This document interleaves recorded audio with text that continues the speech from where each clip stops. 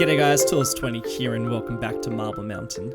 Today's episode is all about developing some oil industry because our factories are desperately needing some oil, so I figured it would probably make sense to start plopping down some oil rigs that are close to the city so that we have a direct line to the factories that need it the most. This won't be the only oil industry I plop down. We will also make a much larger one out of the city, probably around the deserts. But this one is something that I've been wanting to do in this city.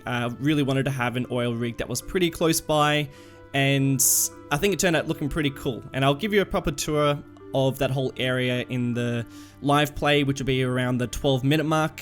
But for now, we're just going to do a time lapse. And I'm actually going to kick things off by announcing some pretty exciting things. There's two things I want to announce. Number one, you might be aware that the map is finally up on the workshop. This is something that I've been working on for a little while. I had a couple of bugs, and that was the reason why it hasn't been up. I actually wasn't able to fix those bugs, so the map that I uploaded has just a touch less detail than the map that I started off, and that's because every time I plop down a prop in the map making, it's for some reason it just didn't stay down. So it doesn't have quite as much detail, but it is pretty much how it is. There's just a couple of things that I'm missing. So thanks so much for all your patience. I know a lot of you have been waiting for that. So thank you so much for, all your encouraging words. Everybody has been excited for it. I really, really appreciate it. It's nice to know that people just wanted to get their hands on it. Pretty much the main thing that's missing is the bridge that goes along that river. It's a spectacular looking bridge, and it's a real shame to not have it there. But it's really, honestly, it takes about 2 minutes to plop down if you wanted to place it down just like the one in Marble Mountain. And my second announcement is that I'm going to be releasing a Q&A video on the 1st of December. So if you have any burning questions to ask me, it could be about Marble Mountain or Border Town, or it could be about my build style or inspiration, anything, any questions at all, then go and head over to Discord, as we've got a group that is currently dedicated for those questions, and I'll be compiling all those questions into a video. Obviously, I won't be able to answer all the questions.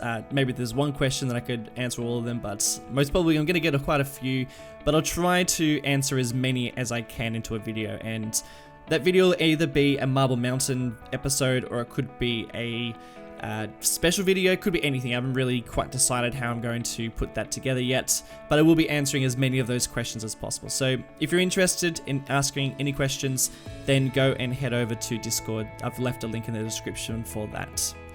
So what I've currently been up to is basically trying to figure out where everything's going to be sitting.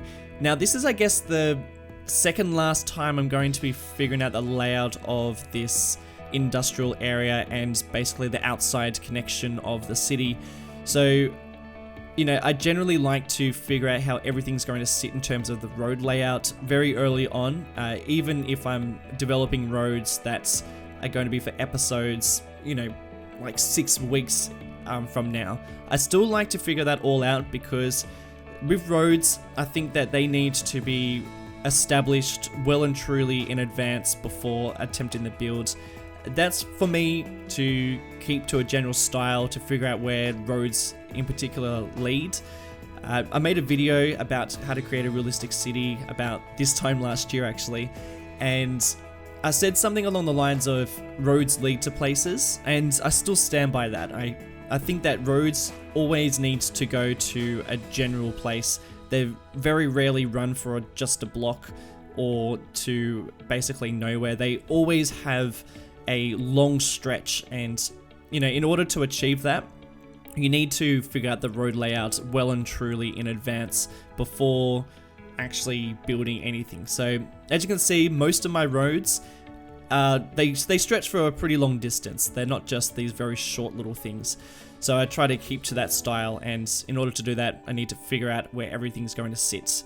And it also gives me a pretty good chance to establish where the highway is going to fit and where a lot of the connections are going to go, because I do want this whole area to run like a well-oiled machine. I don't want it to be really clogged up with traffic. I do want to see lots of industry thriving around here, and a lot of the road layouts really need to be well established and need to connect up to the right areas in order to see traffic flowing pretty nicely. So at the moment it's flowing quite well, but we are only up to episode 6 or something, and we only have about 3,000 people currently in this city, so it's not exactly a thriving city at this very point. So I've just figured out the road layout and where everything's going to be going, and now I'm starting to work on the oil fields. So this is pretty close to the city, but I did want this. This is something that I wanted to include in Springwood, and this is another series that I have on my channel. You should go and check it out. It's probably my longest running series, and probably will always be the longest running series. But basically I wanted to include an oil field that was close to the downtown in Springwood, but it just never really happened, and I don't think it will happen, just with the general layout of the city and how it's sort of been established. Which is good because it means that I have a good excuse to plop it down here, and also it's great to see this place functioning and working really nicely. The way that I've positioned this oil field in the city in terms of roads and access to outside connections, it sits pretty much right next to the highway, and it has a connection to that highway pretty easily from multiple different angles, and it also has a really great way of getting to the rest of the industry within the city. So it's great for export, it's great for import, and it's also really good for getting to and from the city. And you probably saw me drag up a whole bunch of different avenues and roads that were leading pretty far out of the city, heading up to the mountain. I plan to have quite a lot of towns sitting around this area. Technically this oil field is still within the city of Montana, but it is also very close to the outer edge, and I think every neighborhood that I build further out up onto this mountainside, I'm going to technically call that not within Montana, and I'm going to say that that's just its own town as it stretches up the mountainside. And I think we'll probably put in some maybe like hobby farms or some smaller industries, and maybe some tourist destinations, because there is also a river that stretches up there, and I think that'd be a pretty nice area for people to get out of the city and visit some different places. And I tell you what, it's really nice to not have as many mods and assets running. I feel like it takes the pressure off in terms of having to detail places to an absolute T and making sure everything is within a particular theme and making sure that everything is looking exactly how it should be. It's so refreshing. It's really, really nice. It's something that I didn't really expect from this series, is actually feeling a lot less pressured into building it in a particular style, or making sure that high schools look a particular way, or that road layouts follow a style. I'm pretty much just building purely off my own imagination, and it's kind of like having a holiday. It's ridiculous, but I'm loving it. I think it's been like a really, really positive thing, and that doesn't mean that I won't be going back to building super, super detailed places with mass of amounts of mods and assets running. Bordertown and Springwood, they are all series that I'm just jump in and out of every now and again, and this one included. But it is just feeling very lovely just to focus on playing the game and seeing how things operate and work, rather than making sure everything is as detailed as it should be. And you'll actually see me do something in this episode, and like I barely detailed this whole oil rig. It's really under detailed, and that's fine. Like, it feels great. Like, all I am basically wanting from this oil field is that it is functioning, and then it's making me some money, which it kind of does. And playing with the limited amount of assets that I have, it's great. It's good fun. Really, really enjoying it. If you haven't already checked out the mods and assets list, it's in the description, and you can download the LITE version if you just want a smaller amount of those mods and assets that I'm using. Most of the mods that I'm using are, ones to make everything look super pretty and change colors and all that sort of jazz. But if you're not that interested in that, if you're happy just running an LITE or, not changing the direction of the sun, then download the LITE version of the mods and assets, because there's very little amounts of mods and assets in that collection. So these roads here, I think, will eventually lead to smaller towns and maybe just a couple of houses that live amongst these hillsides, but we're really getting out of the city here, and I just wanted to leave most of these places around this area very low-key, just houses, a couple of shops, and that's it. This is like the outskirts of the city. And, you know, eventually we'll get into some outer skirts and, you know, start building up some smaller towns that will have completely different build styles to what's happening in the city. And the last little things that I'm adding here are just the small little bits of detail just to cover up some of the vanilla trees and to just add as much detail as I possibly can using the very limited assets that I have in my collection, which is, you know, challenging but fun because it just means that, you know, once I get to a certain limit, there's basically no more detail work I could possibly add to this area, so I just leave it and move on to just playing the game and watching the simulation run in a pretty nice frame rate, which is a nice welcome change. But that's it for the time lapse. I'm going to jump into a live play now and we'll start seeing how this oil field is impacting the city. So here is the finished product. I think it turned out pretty cool looking. It's definitely not the prettiest looking oil field I've ever created. If you want to check out the best looking one I've ever created, go and check out the one I did in Asara. But for this one, I really like it. I think it's pretty nice in terms of low detail and high efficiency because this one actually works. And I think we are turning, a not bad of a profit considering all of our money is being created from the outsource, the exports. None of it's been imported into the city. It's all just going straight out. So let me just show you how this place functions. Basically, I wanted the main entrance for the oil field to be this area here where we're getting a lot of the storage tanks, and this is where the main building is. So this is going to be where most of the oil is leaving and coming into this area. And these roads here are just purely for like a quick access to the oil rigs in other directions. Something that I didn't really even think about, but it's working pretty well, is this road here is allowing access for vehicles that are coming into the oil rig and the oil field and leaving.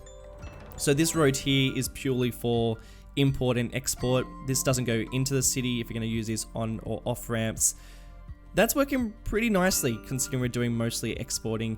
And eventually when we start getting some more industry around here, I think we're going to see a lot more traffic coming in and using this interchange. In terms of getting into the city, they're pretty much using this one road, and I think it's going to get pretty busy eventually, but for the time being, it's not too bad. It's, you know, doing its job. I ended up calling this place Chester Hill Oil Field, and the reason why I did that is because I don't mind the name. It was just generated, and I thought it worked pretty well, and I think I'm going to name this whole area Chesterfield. Not Chesterfield, Chester Hill. I'm going to make a suburb around here eventually too, so we'll call that Chester Hill. So in terms of the reason why I built this because I needed to get some oil coming into this area, in particular for these factories that need plastics and petroleum. Oil seemed to be the industry that we needed the most. So I've actually started mapping out where I want the other factories to sit. I've got some oil industry here, and I think I'm going to put some of the petroleum buildings. So this one's for plastics. Yeah. So they're massive polluting industries, but I'm going to put them down anyway because this whole area is, you know, it's not meant to be a particularly lovely area of the neighborhood. I think this area is meant to be a little bit more run down. And this one is for petroleum. So I think I'm just going to keep this area as, kind of basic. So I've just placed down a couple of different factories. We now have one making plastics, we have another one making plastics, one focusing on petroleum, and another one on petroleum. Quite a bit's going to be processed around here, and I just wanted to place down a couple of different buildings just because, you know, because I've got a problem with detail. I don't think I'm going to add any extra around here, but I do want to change where this cargo terminal is sitting. Okay, so the idea behind this area is I'm going to transform. What was I looking for? I'm going to transform this area into a cargo hub where I'm going to have some train lines coming in, and there's going to be like a lot of rail around here. So I'm going to move this over here. Oh, that's not going to fit. I'm going to move that over here. So I wasn't actually going to cut the footage then, but I was honestly having the worst time connecting this line up to this line that I just spent so much time doing it. I had to cut the footage. Otherwise, you'll just spend half an hour watching me try to connect them. I don't know, I've connected train lines up so much that I think I'm pretty good at it now. But for some reason, that just was not happening. I'm still not even happy with it. In fact, I'm not even totally convinced with this layout. This is just sort of temporary until I figure out exactly how I want this train line to sit. Do let me know in the comments below, because I won't be working on this over the next couple of weeks. I'll probably move on to other things. This will just sort of sit there until I figure out exactly what to do. But generally I want a bit of a train yard. I want there to be cargo coming in, so I want a bit of functionality. But generally around here I'm thinking just a general train yard where rail is going to be sitting purely for looks, won't have any functionality to it at all. But this will do quite a lot, I think, in terms of getting industry into this area, especially from outside connections and from places out of the city. I've had the simulation running a bit and we're starting to see a bit of progress around here, which is pretty nice. And so far not too much traffic, but I think that's going to change in the next episode because we will be moving on to this area. I'm actually going to put it on pause because I do want to show you a couple of things. First up, I'm going to be focusing on developing this neighborhood over the next episode, and most probably working on a neighborhood around here because we desperately need population. We are starting to get a bit of abandonment from a lack of workers, which shouldn't be happening because we do have no abandonment mod, but we are getting, we are getting a couple of abandoned buildings. So that was not that building, but it was abandoned, then it was demolished, and now it's this one, which is a real pain because, I pull up these building downs for a reason. So, I'm just going to leave it on pause for the next episode at least, where we get some population up, and hopefully that'll solve that problem. And also some commercial too, so I think we might even work around here to get some commercial because this will be our commercial hub, and we may as well start getting a bit of that happening so we can start getting a bit of traffic coming around here too. But I guess that is pretty much it for this episode. I hope you've enjoyed it. If you do want to check out the save game, then becoming a patron will get you there. We'll be up on the Steam Workshop in a couple of weeks too, so if you want to wait for that, definitely do that. And I guess if you just want to support me on Patreon, that was also brilliant. Thank you so much to everybody who's been jumping on there. It's really wonderful. But yeah, that's it for this episode. Thanks so much for watching, and I'll catch you in the next one. See you later.